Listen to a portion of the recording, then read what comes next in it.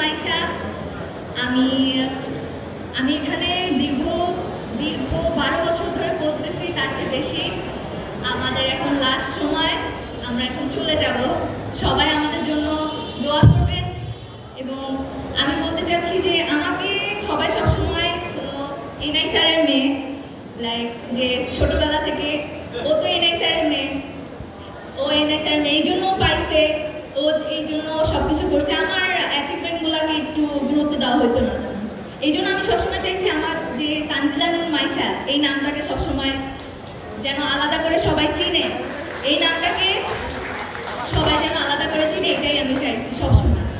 আমার স্বপ্ন ছিল কলেজ ক্যাপ্টেন হওয়া, কিন্তু তারপরে দেখছি যে কয়েকটা স্টামের পর সবাই বলছে যে না তুমি পাবা না, অনেকেই বলছে। কিন্তু প্রিন্সিপাল স্যার, আমার সব প্রিয় টিচাররা আমার অনেক সাথ দিছে, এটার জন্য আমি অনেক কৃতজ্ঞ, সারা জীবন মনে রাখবো। আমি কখনো আপনাদের ভুলবো না, কজ এটা আমার দ্বিতীয় বাসার মতো। আমি আপনাদেরকে অনেক ভালোবাসি। আর হলো সবাইকে দোয়া করবেন, আমার সব ফ্রেন্ডসদের জন্য দোয়া করবেন।